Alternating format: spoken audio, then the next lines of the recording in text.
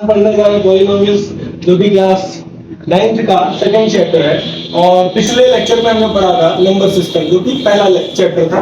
ठीक है, तो चलिए शुरू से शुरू करते हैं। ओके, तो इसमें सबसे पहला क्वेश्चन आता है पॉलिनोमियल के बारे में। लोग बच्चे डिस्टर्ब होते हैं वेरिएबल एंड कांस्टेंट के बीच में डिफरेंस के बारे में। ठीक है, वेरिएबल एंड कांस्टेंट। ठीक है, सिंपल सी चीज समझिए। वेरिएबल वो चीज है जो कि जिसमें लिखा है वेरिएबल, जिसकी वैल्यू कभी भी चेंज हो जाए। ठीक है, वो वेरिएबल है। जिसकी वैल्यू कभी भी फिक्स्ड ना हो, never never ever fixed value. ठीक है, वैल्यू वैल्यू फिक्स ना हो। ठीक है, वैल्यू कभी जिसकी फिक्स ना हो। बाई चांस आप कोई क्वेश्चन सॉल्व करते हैं जिसमें एक्स की वैल्यू 1 रहती है और कभी कभी एक्स की वैल्यू 2 हो जाए, कभी कुछ हो जाए, कभी, तो ये वैल्यू फिक्स नहीं है। तो वेरिएबल्स में अंदर होता क्या है? ठीक है, वेरिएबल क्या है? जो अभी आप लेट करते हैं सारे अल्फाबेट्स ए टू जेड।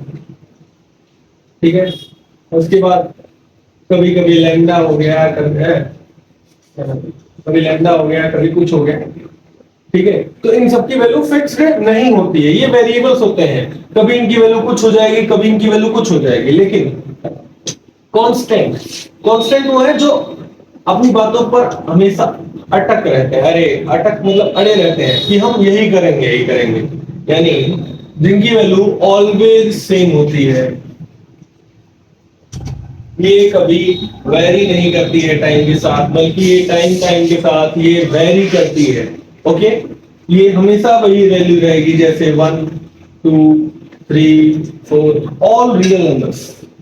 ठीक है, is only all real numbers are constant, जैसे 1 2 3 -1 -2 -3। ठीक है, 0, इन सब की वैल्यू हमेशा वही रहने वाली है। तो ये तो हो गया आपका वेरिएबल और कांस्टेंट। ओके, तो फिर आगे है अलजेब्रिक एक्सप्रेशन। आगे बढ़ते हैं। Algebraic expression.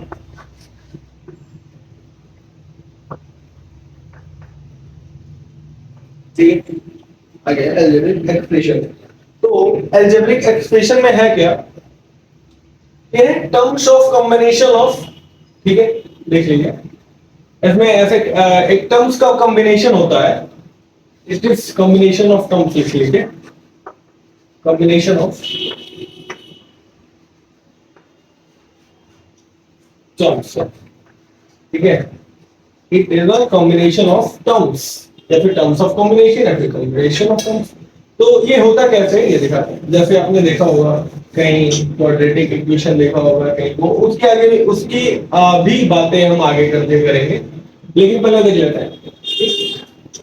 सीरीज होती है, सीरीज में लिखा होता है कुछ, आपने कभी देखा हो कभी, ax plus by plus c equal to 0। ठीक है, ये भी एक अलजेब्रिक एक्सप्रेशन है।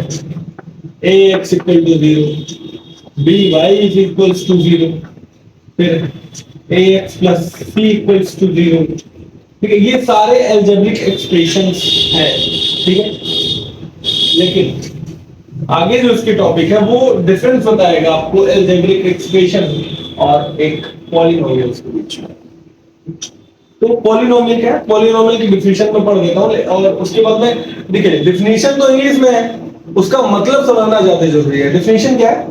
Special forms of algebraic expression, special forms of algebraic expression. ठीक है, इन विच वेरिएबल, वेरिएबल कौन? जो कि टाइम टाइम पे वेरी करते रहते हैं। In which variable has whole number as its power, ना ये एज इट्स पावर। अब आइए इसका मतलब समझते हैं। लिखा क्या है, special forms of algebraic expression in which variable has a whole number as its power. ठीक है, अब ये पढ़ लिया आपने, नोट डाउन कर लिया। अब इसका मतलब समझते हैं। आपको मैंने पिछले लेक्चर में पावर बताया, पावर क्या, जैसे 2 स्क्वायर है तो ये स्क्वायर जो है ये पावर है।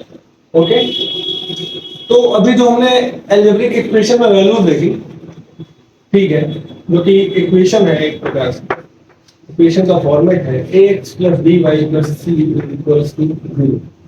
ठीक है, तो ये जो x है ये वेरिएबल है, ये y ये वेरिएबल है, जो कि हमने कहा जिसकी वैल्यू बार टाइम टाइम पे वेरी करती रहती है, चेंज करती रहती है। बल्कि ये a b c मतलब ये हमारे कांस्टेंट है, ये हमारे कांस्टेंट है। ठीक है, यहाँ पे कांस्टेंट है हमारे, तो इसको आप ax + by + c ना लेकर के x, अरे हाँ, x + y = 0 लिख लीजिए, ताकि आप कांस्टेंट और उसमें कंफ्यूज ना हो। ठीक है, यहाँ पे हमने इन ये दोनों वेरिएबल है हमारे, और इनके इनमें लिखा था special forms of algebraic expression in which variable has a whole number as its power. मतलब ये ऐसे स्पेशल फॉर्मेट्स हैं, इनके जो पावर है ये बाय चांस x³ और y² हो गया, ये जो है ये पॉलिनोमियल है, जिसमें ये जो आपका इस पावर है ये हमेशा होल नंबर में होना चाहिए। ये जो है हमेशा होल नंबर होना चाहिए। तो क्या 3 और 2 होल नंबर है? हाँ, क्योंकि होल नंबर 0 1 2 3 4 एन इनफाइनाइट, तो जो भी आपके पावर रहेंगे वो होल नंबर से ही होने चाहिए, वो -1 नहीं होने चाहिए। ठीक है, वो नेगेटिव वैल्यू नहीं होनी चाहिए। समझ रहे? तो ये है आपका पॉलिनोमियल, कि आपके जो भी पावर है, जो भी आपका वेरिएबल का पावर है वो हमेशा एक होल नंबर होना चाहिए। वो 0 हो सकता है, 1 हो सकता है, 2 हो सकता है, इनफाइनाइट हो सकता है। ठीक है, फिर इसी में क्या है, ठीक है, पॉलिनोमियल। ठीक है, अब आइए चलते हैं हम देखने, जैसे हमने लिया था यहाँ पे ax + by + c। ठीक है, और अगर अगर हम इसकी वैल्यू यहाँ 0 करते हैं, यहाँ 0 करते हैं, ठीक है, ये a + b + c ये हो जाना है। मैंने बताया था पिछली बार में आपको कि पावर 0 वैल्यू 1, तो ये तो मैंने ऐसे जानकारी के लिए बता दिया आपको, कि आपको पिछले लेक्चर में मैंने बताया था, आपको याद होना चाहिए। ठीक है, कि इन नंबर पावर 0 = 1। फिर आगे जो अगला टॉपिक आपका वो है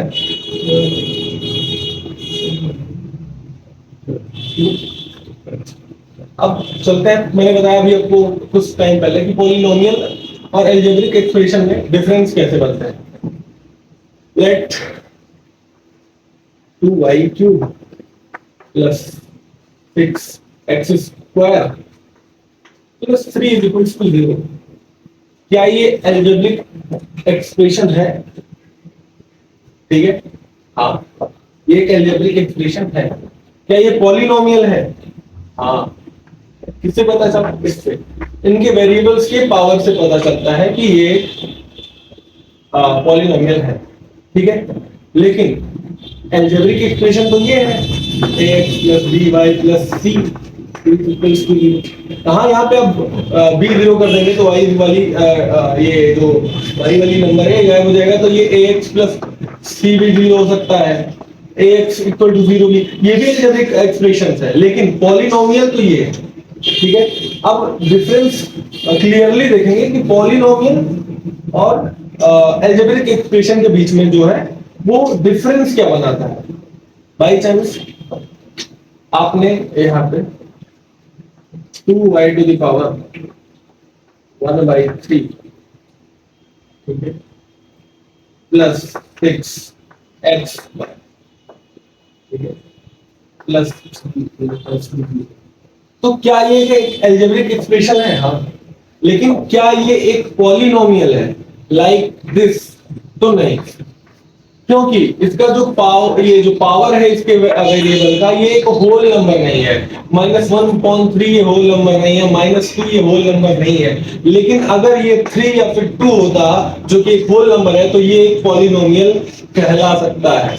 लेकिन अभी ये सिर्फ एक एल्जेब्रिक एक्सप्रेशन है, it's not a polynomial while it is a algebraic expression.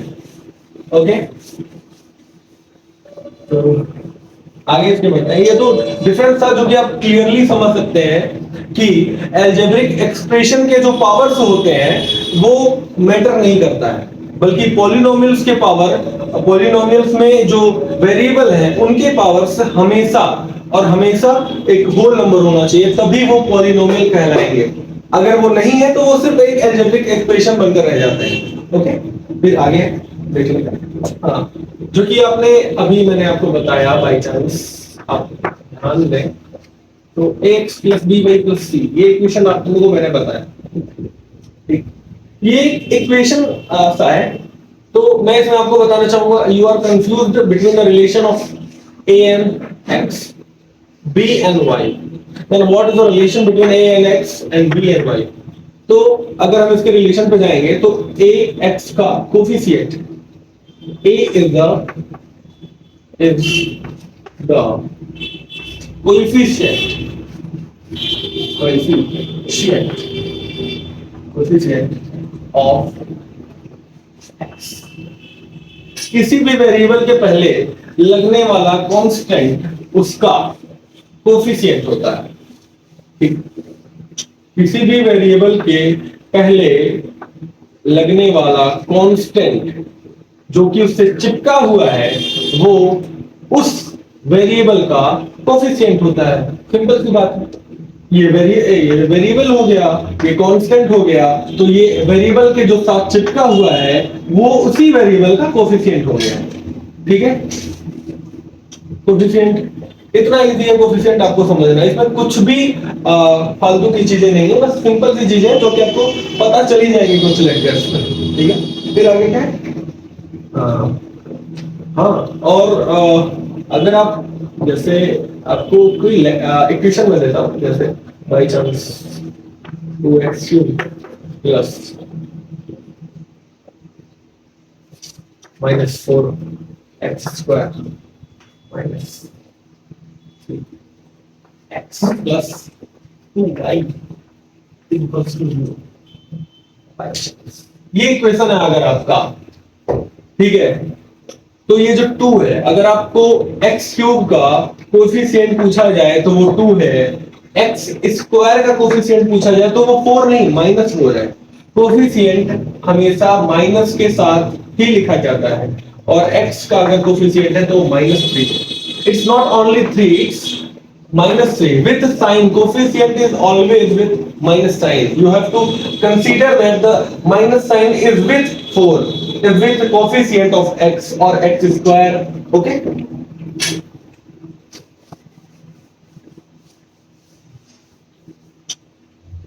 फिर आगे जो है डिग्री है, तो आप ही ने यही क्वेश्चन में फिर से लिख लेता हूँ, 6x³, ठीक है, -3x² माइनस 4x प्लस 6/4। अब इसमें डिग्री है, ये क्यों है? तो डिग्री जो है, जो डिग्री है, तो डिग्री पूछा जाता है, ठीक है। डिग्री क्या होता है? किसी भी इक्वेशन में जो सबसे बड़ा पावर होता है, किसी भी वेरिएबल का जो सबसे बड़ा पावर होगा वो डिग्री कहलाएगा। तो अगर ये इक्वेशन हम देखेंगे तो इसमें जो सबसे बड़ा पावर है किसी वेरिएबल का वो 3 है, तो इस इक्वेशन का जो डिग्री होगा वो 3 होगा। लेकिन अगर ये लाइन में हटा देता हूं, अब अगर यहाँ पे डिग्री पूछा जाएगा तो वो 2 होगा, और अब अगर यहाँ पे डिग्री पूछा जाएगा तो 1 होगा, लेकिन अब अगर यहाँ पे डिग्री पूछा जाए तो 0 होगा। अंडरस्टूड? समझ में आया? फिर डिग्री के बाद है हाँ number of terms. Number of terms क्या है कि जैसे मैंने x³ plus bx² plus cx+ d लिखा है, तो ये एक 1 टर्म, ये एक 2 टर्म, ये 3 और ये 4, ठीक है। ये जो साइन है, इसी साइन से आप चेक करिए, ठीक है, 3 और ये 4। ऐसे ही आप टर्म फाइंड आउट कर सकते हैं, ये पहला टर्म हो गया, ये सेकंड टर्म, ये थर्ड टर्म, ये फोर्थ टर्म। बस यही है, सिंपल सी बात। जितने सारे वेरिएबल्स और कांस्टेंट है। हाँ, और एक सबसे इंपॉर्टेंट बात जो कि मैंने नोट डाउन किया अपने नोट्स में, तो वो मैं आपको बता दूं। जैसे आपने फाइंड आउट किया, ठीक है, मैंने लिखा था X square plus B X X cube plus B X square plus C X plus D equals to 0।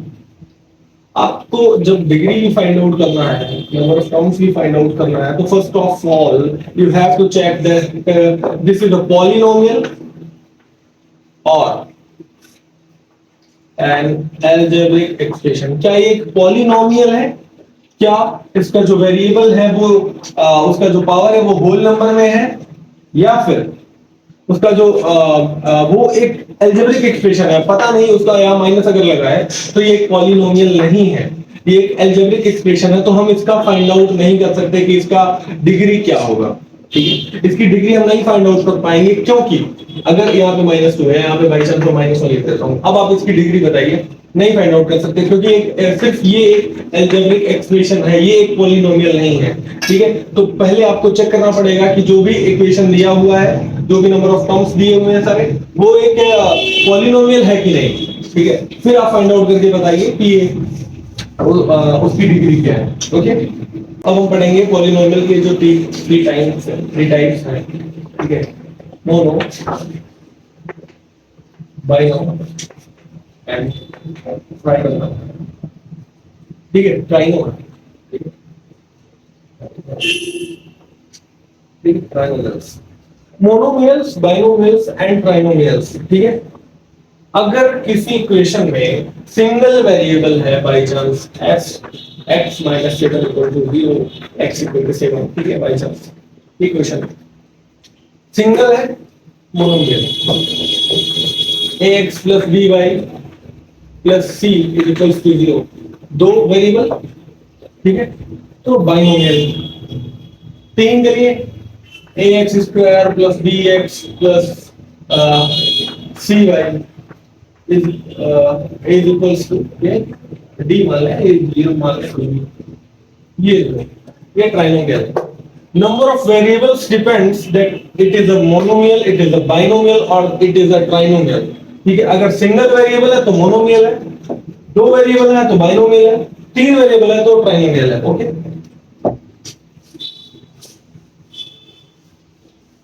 अब आगे आते हैं, पॉलिनोमियल्स के ही टाइप्स में आ जाएंगे, और on the basis of degree, ठीक है, on the basis of degree, ठीक है।